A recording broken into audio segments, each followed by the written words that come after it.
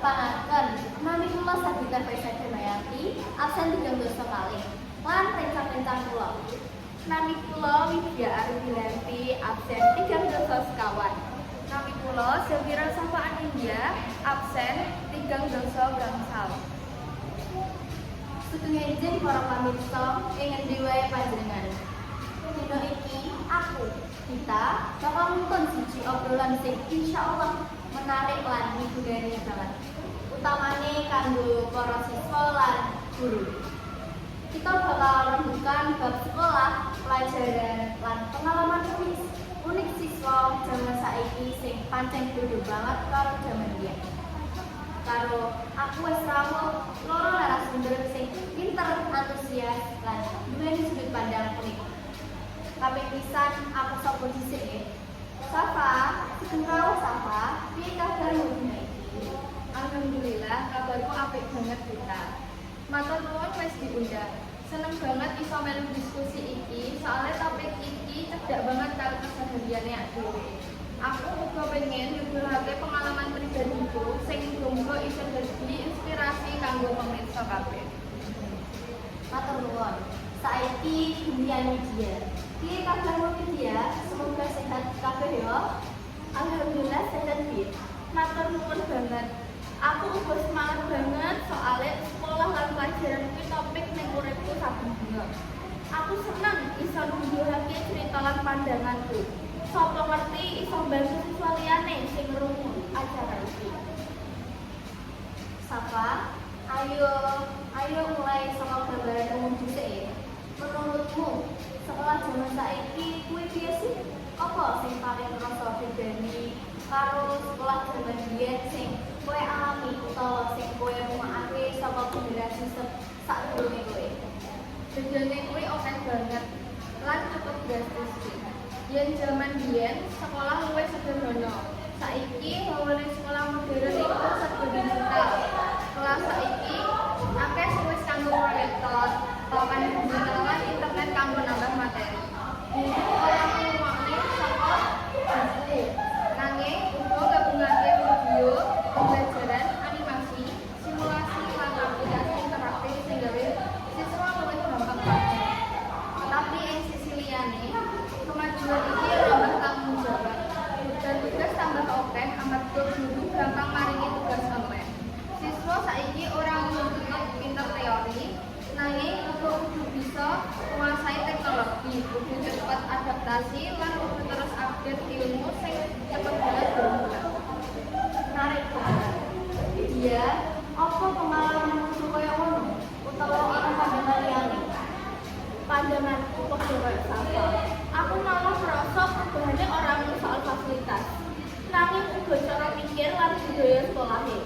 Saiki guru luwih aktif ngajak diskusi lan ngembangake pola pikir kritis. Siswa orang perlu dianggap wadah ilmu, nanging partner diskusi. Tapi yo tantangannya uga tambah. Saiki persaingan antar siswa luwih ketat. Kabeh pengen nilai apik, pengen menang lomba, pengen mlebu sekolah lan jurusan favorit. Lan dadine tekanan mental luwih gede ketimbang zaman biyen sing cenderung santai. Nanging secara keseluruhan sekolah zaman saiki kuwi luwih dinamis lan akeh kesempatan. Terus saiki ayo bahas pelajaran favorit.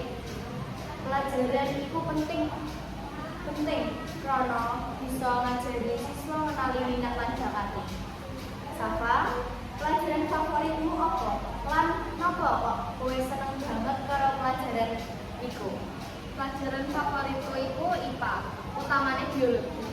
Saben pelajaran iki aku rumangsa diajak mlaku-mlaku ning jagat makhluk urip. Aku seneng ngerti carane sel iso bekerja, carane organ tubuh iso sinkron, lan carane makhluk urip beradaptasi karo lingkungane. Biologi kuwi bagiku ora mung teori, tapi ilmu sing nyambung karo urip saben dina. Kaya contone, yen aku ngerti carane sistem pencernaan kerja, aku dadi luwih ngerti panganan apa wae sing sehat. Yen ngerti carane virus nyebar, aku dadi luwih ngerti pentingnya cuci tangan. Iki gawe aku luwih peduli kesehatan lan lingkungan. Terus, menarik banget. Terus, ya, saiki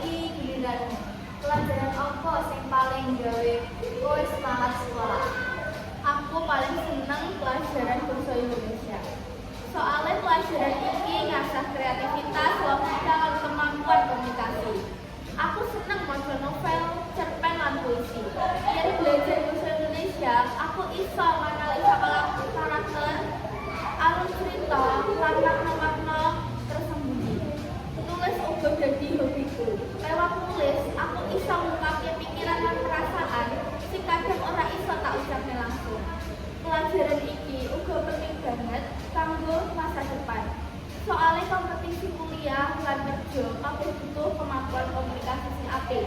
Jadi pelajaran iki duweni manfaat jangka panjang. Siswa zaman saiki pancen diuntungke teknologi. Tapi tantangannya itu akeh banget. Terus si Safa, menurutmu tantangan paling gede apa sing dialami siswa saiki? Tantangan yang paling kerasa yaitu beban tugas. Kadang beban pelajaran lagi angel banget, tapi tugas wis numpuk lan deadline mepet. Kadang guru saka mata pelajaran sing beda maringi tugas ing dina sing padha.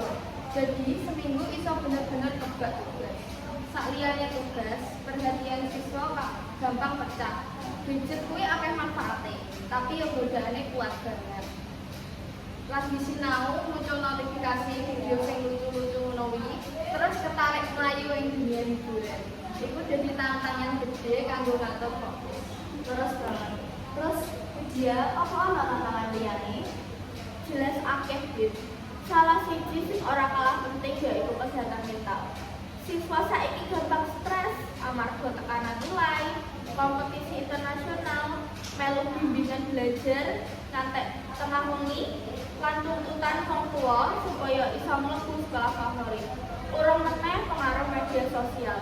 Siswa gampang bandingke uripe karo postingan wong liya sing kadang kuwi palsu utawa diluwih-luwihne. Iki gawe siswa gampang kurang percaya diri, pikir awake kurang unggul, padahal asline ora ngono. Tantangan iki butuh perhatian sing khusus. Terus saiki ayo bahas tips sinau. Terus Safa, sinau sing paling efektif menurutmu kuwi piye? Menurutku ya, kunci paling efektif yaitu disiplin lan konsisten. Sinau ora perlu 3 jam tan ora mandek, nanging luwih apik 20 sampai 30 menit tapi rutin saben dina. Aku biasanya gawe jadwal sinau sing jelas, kayak sinau matematika Senin sampai Selasa, IPA Rebo, lan seterusnya. Aku juga sering nonton video pembelajaran online, soalnya kadang penjelasan visual kuwi luwih cepet mlebu. Yen ana materi sing angel, aku langsung takok guru ben ora kesuwen bingung. Terus dia apa strategi sinau versi awakmu? Aku senang sinau kanggo cara visual. Aku senang banget gawe catatan warna-warni. Judul nganggo tabel biru, istilah penting aku gawe warna kuning, lan penjelasan aku tulisake nganggo pulpen warna-warni. Kabeh iki gawe catatanku gampang diwaca lan aku gampang ngelingi. Aku uga seneng sinau kelompok. Soalnya lewat diskusi materi jadi luwih urip. Kadang masalah sing angel malah gampang dipahami yen ana sing nerangke nganggo basa sederhana.